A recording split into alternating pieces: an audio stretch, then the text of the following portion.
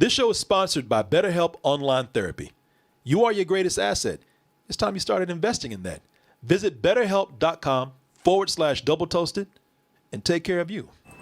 Really, take my bed. The couch would be great, thank you.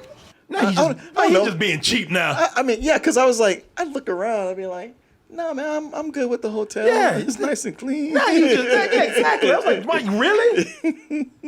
He can afford a hotel. He's just being cheap. That's why he's the last dude on the totem pole in the Avengers. Because you settle for less all the time. God damn it. And even if I had stayed, I would have been like, yeah, I'm an Avenger. You take the goddamn couch.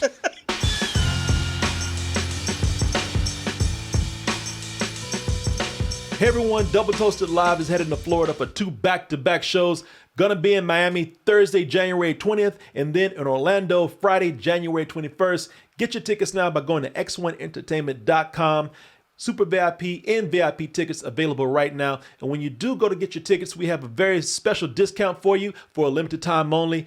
Type in the code DT2022 when you go to x1entertainment.com and get 15% off your ticket price. Also, check out our new merch store at tpublic.com. We have new merch and new designs available right now with many more on the way. Check them out by clicking the link in the description below.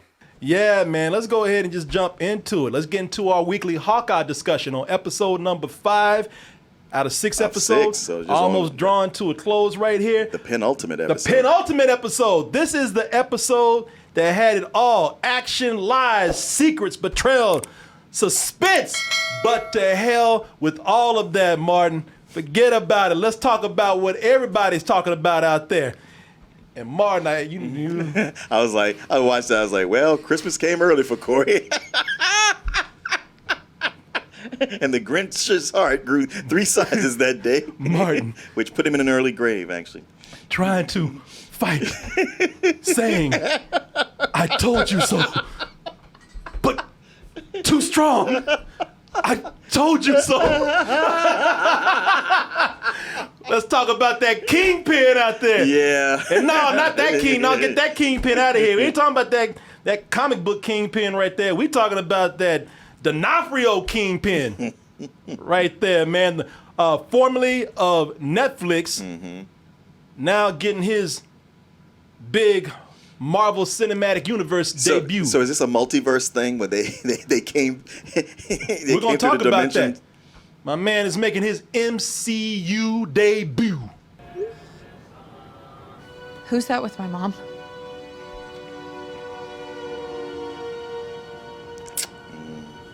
The person I told you not to fuck with, but you did. Even he's like, shit. I don't know how to tell you this. Who's that? My mom? Yo, Doom. Well, that's the guy I've been worried about this whole time. Kingpin. The guy they've been talking about on the internet the whole time. Now, is that D'Onofrio? That is D'Onofrio, man. Okay, can you throw it back up again? There you go. That's him. Okay, all right. Boy, y'all should see Martin over here. Martin's on his, almost stand on his head. Well, it's turned sideways. Because when I saw it earlier, I was like, oh, there he is. I was like, is it him? His name was in the credits. Okay. Yep. Oh, that's right. Somebody did tell me that. Martin's still trying to tell me I'm wrong. That ain't him. That's another fat dude. They even gave my man a graphic at the end. Yeah. Right there. At the end of Hawkeye. Okay, so listen, we'll talk about Hawkeye. Definitely we'll talk about the episode. But everyone is so excited about the possibilities and the potential of the Kingpin in the MCU.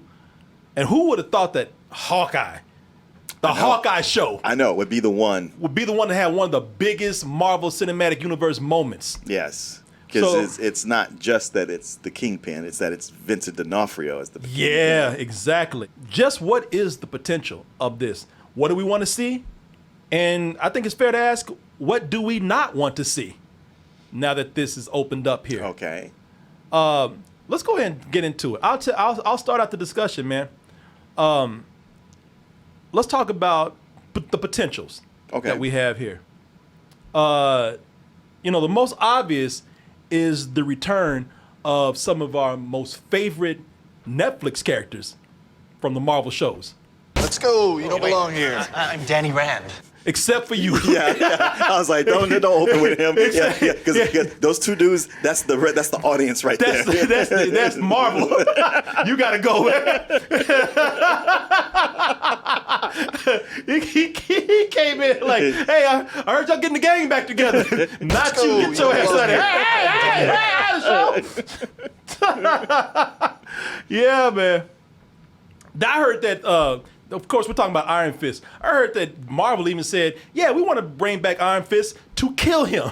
Oh, really? We hate that character so much. Oh, okay. Yeah. Yeah, man. That is, look, we know Iron Fist, Danny Rand, whatever the hell you want to call him, we know that ain't coming back. That's their most reviled show on there. And I've seen a season. I still have to watch a second season. Jesus. And the thing is, Marvel's been good about taking things that people weren't that crazy about before, but bringing it back and almost redeeming it. Making it where like, okay, well now that you put it in this context, maybe I could go back and watch that other thing knowing where it goes. With Iron Fist, there's just no way to do that. They're just like, you know what, there's no help in this at all. There's nothing we can do except kick your ass out. Yep, take it out back and shoot it in the head. But the rest of the Defenders, Luke Cage and Jessica Jones, and of course, Matt Murdock as Daredevil. Now all of those people are clamoring to see. They want to see so bad. And we already know that they'll be bringing back at least a couple of these. You know, we don't know. Do we have any proof? No, but if they're bringing back Vincent D'Onofrio, it would make sense to bring back at least two of these characters. Yes. So we're all speculating here. We really don't know, but there's a good chance that they'll do that, man. But the Kingpin, people looking forward to, because the Kingpin, not only is his character just beloved anyway, because he's not so much of a... people, they love this character, or he's the villain that they love to hate because...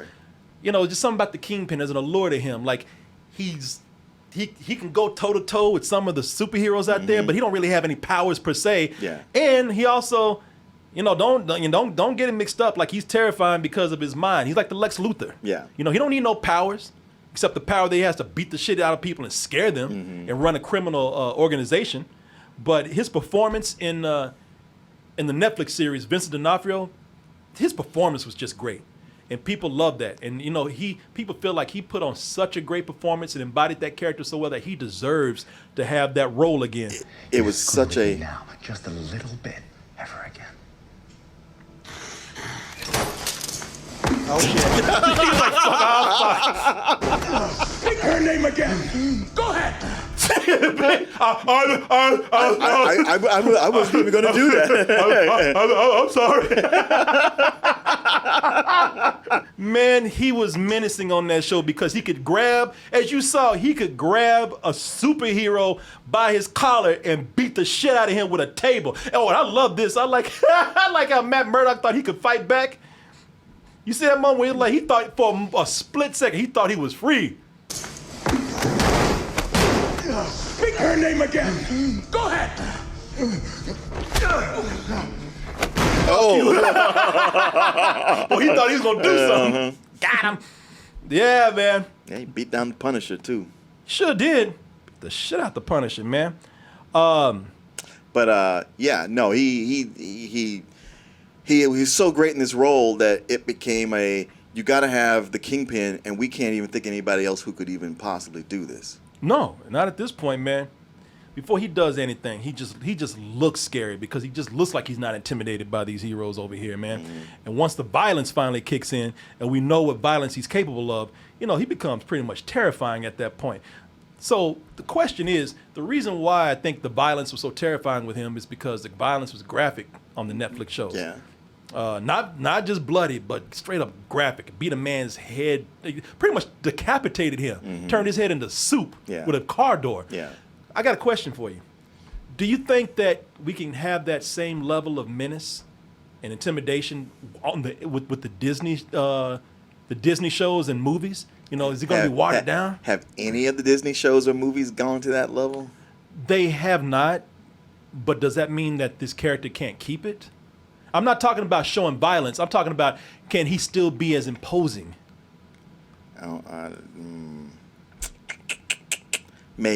Maybe imposing, but the Hawkeye show has been such a comedy, and it's got one episode left. I mean, Yeah, I don't know. Well, I mean, you know what? Okay, think about John Wick. Yeah. You know what makes John Wick so scary? What's that? Is how everybody reacted to him. Yeah. Like that first movie that John Wick what got through to everybody viewing it, what made him the badass wasn't him talking about him being the badass. It was the fact that when his name got brought up, people, they froze. Ice water in their veins. They're like, oh shit. Yeah. So with that, they can do that with this character. Thinking the exact same thing. You know, violence can be implied. Just have good writing. Yeah. And you know, you don't have to show blood, brains, guts, and all that kind of stuff to make them scary. That's all in the writing. Mm-hmm. And what I would do is a couple of things. I would imply some violence that's scary, and I would do it early. Yeah. I would show how effective he can be and how scary he can be early on to set him up. Since we don't have the level of violence that we can show here as we did on the Netflix shows, set him up early as being somebody who's very scary with the violence that he can do. With that said, you know, they're bringing in now these Netflix characters, and they're bringing in some of the characters that were extremely violent, like the Kingpin. So hope for bringing the Punisher in at this point. Well, that's what I wonder, because he's tricky in the, you know, he worked because it was the Netflix world where they were like, we don't give a fuck, we can show whatever we want. Yeah. And even there, it got bloody early on, but then later, you know, not always so much. It's kind of getting crazy now because now we're seeing a crazier world, and I'm wondering how these street level characters are going to work out. I mean, they do it in the comics, but we just talked about how, you know, we're looking at a world now that is still kind of bright. Now it's a world full of magic. It's a world full of mystical stuff. It's you know, we've had the aliens and everything. Those things were always implied and mentioned, but they were never shown. I wonder how these darker characters are going to fit, because John Bernthal, he already said straight up. He said, "Look," he says, "I don't want to do this character anymore. If Disney's not going to bring the darkness with this character, if the character's not going to be as dark as at least on the inside as he was in the Netflix shows." And Disney's like, "All right, get your ass on there. We'll get somebody else." No, I think people would like to have him back, and if you're bringing all these other people back potentially, then I think it's going to feel weird if you don't bring. If you get somebody else. If you get somebody else, I think they'll have to find some kind of way around it. Again, I think violence can be implied, but I don't know. Maybe they can't go Disney Plus. Maybe it's the same world, but maybe they'll have to go Hulu or something. I don't know. Oh, I didn't think about that. They do own Hulu. Kevin Feige could still probably be behind these shows, even if they're not on Disney Plus. It's not a matter of where they are. Oh, that's it's true. a matter of the person who was overseeing them. That's true. So if he can actually put them in a place where maybe the violence and the street level grittiness fits them, as long as he's over it and somebody's overseeing consistency, then we could probably make it work. Yeah. Even though I'm very eager to see what they will do with the Punisher. Punisher has to be brought in at some point. We can't ignore it. We cannot ignore the Punisher. You know, here's another question. I can tell you, because it's not even a question. I'll tell you what I don't want. I'll tell you straight up. What don't you want? I'll tell you straight up what I don't want. Because there's either a conversation or just a flat out debate going on okay, so are these directly from the Netflix shows? And the thing is, my opinion in that conversation is I don't want them from the Netflix shows. Sure. I want a soft reboot. For one, I don't ever want to imagine a world where Iron Fist existed around here. It just doesn't make sense. There's some casting conflict that's going on. Yeah. So if you think about it, this is why I think that these are soft reboots. Yeah. And they're not. I think you're right about that. Yeah, where they're just not mentioning anything that happened on Netflix, but we love these characters and they've always been in this world as they exist in this world. For one, Mahershala Ali. I know. Mouth and Blade. Yeah. Yeah, no. And plus Alfred Woodard. Yeah. What was her name? She was in Luke Cage. She was Mariah Stokes. That's right. But then she was in Iron Man. She was the mom. Yeah, and it's Captain America: Civil War. Civil War. Yeah, she's the mom of one of her dead son. She blames the Avengers for it. Yeah. So and if y'all don't ignore that, it'd be like, well, all you Negroes look alike anyway. So ain't nobody gonna tell the difference. It just doesn't make sense for them. That's kind of cheesy if they kind Sure, of do sure. that. So yeah, soft reboots. Well, is what I'm going for. look. Those were both supporting characters in both of those shows. The big thing they gonna bring back are the main characters. Yeah. Like, if they were to bring in Deborah Ann Wall and what's his name? Henson. Henson. As the guy that played Foggy. Yeah, Foggy and Karen Page. I would have no problem with that. Me either. Bring in as many people as you want. Just let's not connect them to what happened in the Netflix shows. Just because they just don't fit either. And really, if you think about it, don't make sense. Nobody's mentioning some of the bigger things that happened. Of course, that's pre-snap that happened. Oh, yeah, that's right. Here.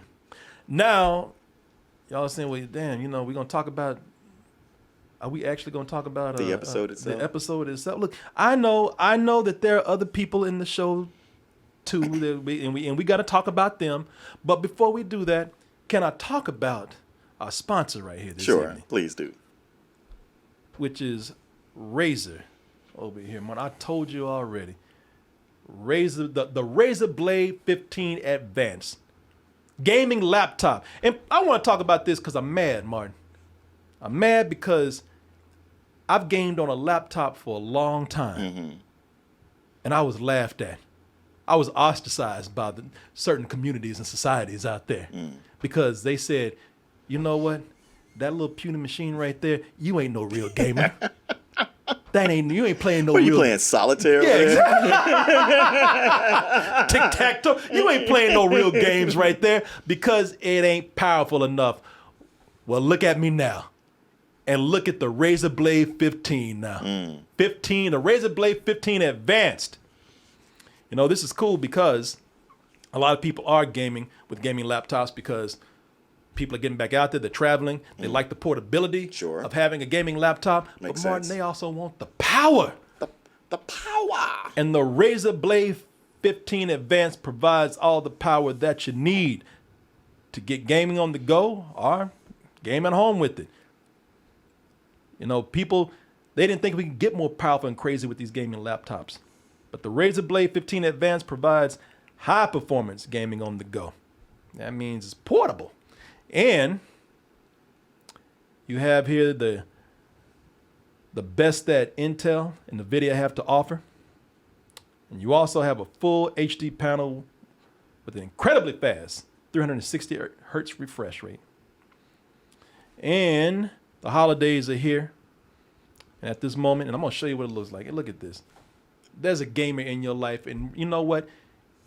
If you love them, if you truly care about them, you would get them this beautiful machine right here. That's gorgeous. Go ahead and get this for the gamer in your life. Get it for yourself, man. The holidays are here, and you can save over $1,000 on select models of the Razer Blade 15 Advanced by going to, I'm going to put it right here so you can see it, Razer.com, Razer.com. I want to thank Razer for supporting this portion of the show and talk about playing with power. I want to thank all of you out there for your support, as always. All right, let's go ahead. Let me see here. We about done with this. Just for the rest of the show, man. There's been some other interesting reveals, of course. One of the things that is a big reveal here, and I got some questions to ask you about certain things. But of course, when they had the big reveal with the Kingpin, it was also shown that Kate Bishop's mom, played by Vera Farmiga, not only is she behind this hit on Hawkeye, but she's working with one of the biggest villains that's in the world. It's been one of those things that almost every episode of the series, you're like, this bitch is dirty. So have you thought that the whole time? Yes, I have. She's just been too nice. Oh, my baby. Yeah. She means the world to me. I can't lose her. Yeah. And, Mom, there's something about your fiance. I'm telling you, this dude ain't right. Oh, he's fine. You need to calm down. I love you. Yeah. I ain't had no penis in a long time. Let mama have some fun. Okay, so yeah, you know what? That's a big reveal right there, but it does bring up some other questions because now I wonder how the show is trying to twist us and turn us here, trying to mislead us even. Because at this point, a couple of questions come about. We've been looking at Jack with that villainous ass mustache this That whole mustache time. and everything is reporting that he's the swordsman. That he's the source, and plus he has that villainous ass voice, as we say Yeah. every week. Yeah. Yes, yes. I promise you, this is all a big misunderstanding. I've never worked a day in my life. All I've ever known was this woman I dated in Palm Beach, and she was an absolute nightmare. You know, You're clearly acting. clearly. But the thing is, he's being arrested, he's being taken out, and he's still kind of acting too cool about this. I'm so sorry, Mom. I looked into it, honey, and you were right. I don't blame you for calling the police, darling. I would have done exactly the same thing. I've obviously been framed. I'll clear all this up and be back in a jiffy for your Christmas party. You'll see. And then, bitch, you was dead. But are we being like, he's sleazy? He feels slimy. He feels sleazy. But are we being kind of misled into thinking that being that Kate Bishop's mom is really the one pulling a lot of these hits? Or both of them are in on this. And this whole getting arrested is just a farce. A ruse. A ruse. A ruse. if you Yeah. will. Yeah. You turn him in knowing that there's no hard evidence so he can get walked out. And Kate can go like, well, that took care of him. And then he's back because he's like, yeah, they ain't got to know me. Wow, that's gonna be hard because that's gonna be really painful on Kate Bishop Yeah. to see that. Well, it was already enough to go like, oh, wait, my mom hired the Black Yeah. Widow. Yeah, that's right.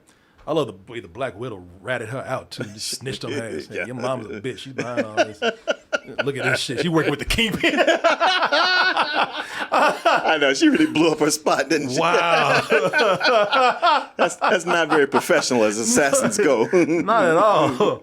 Now that we know that people are pulling the strings behind the scene, we got that scene with Maya, who's going to be Echo in the show at some point. Maya's best friend in the show. She's kind of being led to believe that he's kind of shady right now, and so now she's starting to question him.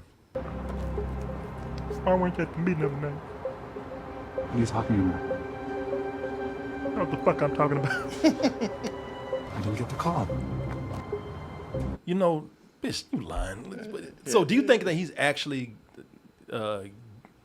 guilty of something, of setting her dad up to be murdered? Or do you think, again, he's just, we're trying to be steered into thinking he's guilty of something? Him, I think he's just straight up guilty. Really? So you think he really did set her dad up to be murdered? Yeah, I think Wilson Fisk told him what to do, and he did it. Because he's over the organization. Yeah. Wilson Fisk, he's the fat man. You know, he has Yeah. Fat Man Automotive and all that. Yeah, that's the thing, man. As much as they were like, I don't know, Kingpin, maybe not. Half this episode had the words "Fat Man Motors" in the background. Exactly. They just screaming it at you. Jesus, man, you couldn't be more clever than that. But yeah, I mean, Hawkeye seemed sincere when he was just like, listen, because he didn't say like your man right there. He just said, look, I got a tip. Yeah, So somebody, exactly. you need to be looking back at your organization. I mean, I did still kill your daddy though. Yeah, but he had it coming. Well, I love that. Fat Man Motors, and like who run by who else? A fat man. Yeah. Damn, you couldn't. Skinny Joe was taking us. Big Willie style. So there's some things I really liked in here. For one, I like how they're still digging in that Hawkeye ain't shit. Like you mentioned it earlier. He went and looked at that plaque. Yeah.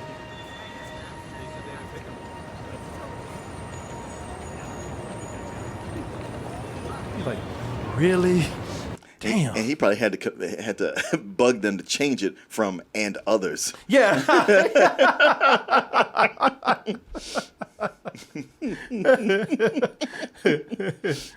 Steve Rogers, Tony Stark, Thor Odinson, Bruce Banner, Natasha Romanoff, and some other dude. Yeah. and others helped. Yeah, man. I thought that was funny that he had to look in, like, everywhere he goes, he's being reminded. Yeah, but I mean, fortunately, he doesn't care about that. He really don't, because I like that he's sleeping on couches. Mm-hmm. Nerds he just met, eating cold pizza, sleeping on their couches. I got a hotel, and they don't Whoa. have... Really, take my bed. The couch would be great, thank you. Now he's I know. just being cheap now. I mean, yeah, because I was like, I'd look around, I'd be like, no, man, I'm good with the hotel. Yeah. It's nice and clean. Now he just, yeah, exactly. I was like, Mike, really? He can afford a hotel. He's just being cheap. That's why he's the last dude on the totem pole in the Avengers. Because you settle for less all the time. God damn it. And even if I had stayed, I would have been like, yeah, I'm an Avenger. You take the goddamn couch. you damn right I'm going to take the bed. What do you think? I saved your ass. Yeah, man. You were right about something here when you said that this is a Black Widow episode of Yelena. Yeah. What her name? Yelena Belova. Yelena Belova. Yeah, this is her episode right here in many ways. And she's great in it in some ways, or at least her story is. What I liked about when they had her in there, I think that they had her scene with her being snapped is I think the one that they show what it really is like the most. That's the first time they showed it what it's like for the people. For the people to snap and come back.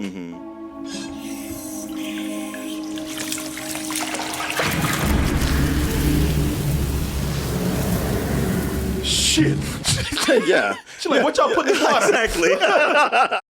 Oh, I got dose. Damn it. All right, remember your training.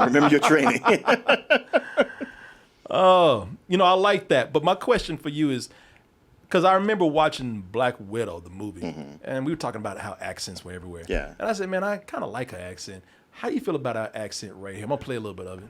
You have one fork? I'm one person. That's so weird. Kate, this is not cutlery. And to me, laying on a little bit too thick. I thought that as well. In Black Widow, I probably liked her the best, but she was actually trying, or she was just not terrible like everybody else. Yeah. But here, through this whole scene with her talking, I was like, yeah, it's just a little too thick. It doesn't sound authentic. Yeah. It doesn't sound relaxed or natural. It sounds like somebody in a comedy. Yeah. Playing a Russian. I did love the scene though. Oh yeah, exactly. I did. I like the writing on the scene and the way she was with her. But yeah, she was a little too affected. Like, oh well, I'm glad I didn't kill you. Oh, you killed me. You kill me, Kate Bishop. You're funny. You're funny, Kate Bishop. I did like the way that their back and forth went in the scene. I thought it was very good. Yeah. Because I thought, accent aside, I thought that was an effective scene. I'm not quite sure those are the right fit for the bloodthirsty vigilante type. The bloodthirsty vigilante. Sometimes. Like, Jesus. I know. She's like, and you're supposed to be an assassin? You're funny, Kate Bishop. Do you keep saying my whole name just to point out that you know it? Yes. It was still a great scene, I thought. No, it is. And I ended up watching it twice. I tell you what, I think what I did not like in this episode, it's not a major thing, but it was the whole phone montage. Montages. Oh yeah. Montages to me, I'm not a big fan of today anyway, because they can just get too cute. So the police arrested Jack, which is all pretty crazy. Whatever, I'm still learning. I was like, okay, it's not bugging me, but I was like, man, montage is a hard thing to do. They can come off real, like too cute. They're kind of cheesy. Yeah, they are. What do you think about the episode overall, though? I liked it. But my only thing is, wow, we're at the next to the last episode, and I feel like there's a whole lot that hasn't really got explored, and you got one left to do it all in. That's the one thing I'm thinking about too. Is like, what are you going to do with all this? All this stuff we've introduced, especially now that we got Kingpin here, which that character's he's pretty much just being introduced into the MCU. Yeah, I mean he won't have to do much. No, not at all. But there's a lot of stuff to wrap up. That's the thing that worries me about this, because I haven't been a big fan of the last episodes. Like, I didn't hate a lot of these, but I haven't been a big fan of the last episodes except for Loki. Because I thought at the last minute they felt like they was a little too rushed, and some of them are results of COVID. So hopefully they got something planned for this better. But anyway, I liked it. I really can't wait to see what they do next week. And to be honest with you, I want to see what they do when they finally bring him in. I know. The sad thing is, when an episode plays, then we got to wait how long for the next show. I know. And what's the next show that we can have him in? I don't even know. Probably a movie next or something. Probably. Be great. Well, maybe She-Hulk. That is true. Yeah, that's very true. Yeah, She-Hulk is right around the corner. It's not going to be too long away. Actually, wait a minute. Did they just start shooting that? I don't know. Okay, well, we'll see. It's all coming together. Hey, everyone, support our Patreon, which helps us to continue bringing you our live streams, videos, and podcasts while bringing you new content such as exclusive live streams and animated shorts.